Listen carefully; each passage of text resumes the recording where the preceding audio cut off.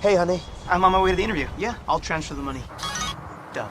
What is love, baby?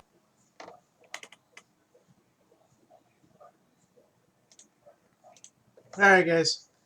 I doubt this is any more than a bubble, but I brought you part of this story yesterday when I introduced FOMC and their reason to keep reinflating the US dollar.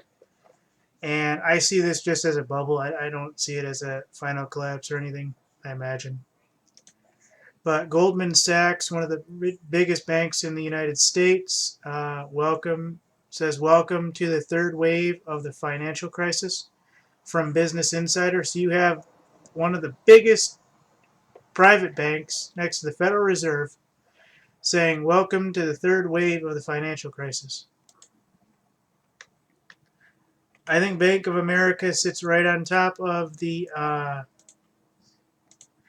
Federal Reserve, and I think Goldman Sachs and a few others are like just to the side. They're all probably one unit on paper, probably owned and operated by the same people, but basically this is what it says from Business Insider and Goldman Sachs themselves. Remember the 2008 financial crisis? Well, it's back. The financial disaster, which started 7 years ago with the U.S. real estate and investment banking collapse, has entered its third phase, according to a team of Goldman Sachs analysts. I can't make this up. These people are saying it right here. Oop, my bad. And basically what it says is the wave is characterized by a rock bottom commodities prices, stalling growth in China and other emerging market economies, and low global inflation. Remember what I said about the inflation? They have to reinflate the dollar? Low global inflation. Goldman Sachs analysts led by Peter Oppenheimer. Oppenheimer, folks. Probably a great grandson of the guy that did the nuke. Said in a big picture note, this is on retailer fashion, so I'm not going to get into that, but the triple whammy has its roots in a response to the first two waves of the crisis, the banking collapse and European sovereign debt crisis. And it's all part of the so-called debt supercycle of the last few decades. Central banks are all rushed to lower interest rates, that's what I was talking about yesterday, in response to the first two debt-fueled crises, encouraging investors to lend in emerging markets such as China for a decent return. Now the interest rates are looking like they might go up. Lenders are heading for the exits, and investors are pulling out of the commodities. Investors, folks, are pulling out of the commodities. Interest rates are looking like they might go up. Lenders are heading to the exits, which are closely linked to the fate of the emerging economies. Okay? I don't want to go into this too much because I've been warned several times on Facebook. Let me see if I can pull that real quick.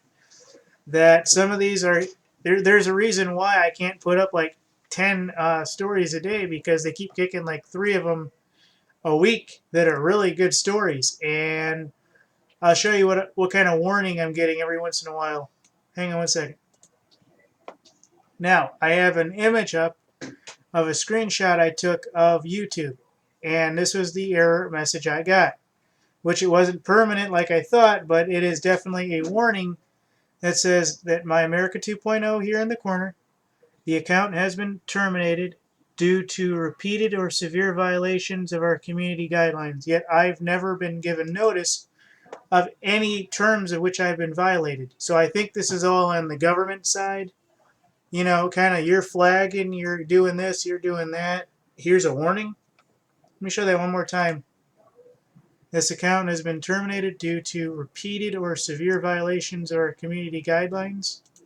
Again, that could be just a random error that does show up when things go haywire. I don't know. I've never really been written by YouTube or anything else, so I don't know, folks. But it's probably something to come, I imagine. So I'm going to go right back into this real quick. This is the Goldman Sachs one. That's why the EM, or emerging market wave, to the first wave, I'm sorry. So the links above were the links to the emerging market wave to the first wave, and as the U.S. housing market collapsed, low interest rates helped fuel the credit growth and increased leverage, particularly in China, according to the note, combined with China's attempt to transform itself and escape the middle income trap, the plunge into global commodity prices. You have a new crisis. And Chinese investments exploded the crisis, but trillions of dollars worth has likely been extremely insufficient or inefficient or even wasteful. Slower growth means that debut investment produced will be harder to service. At best, it would be a painful readjustment for China.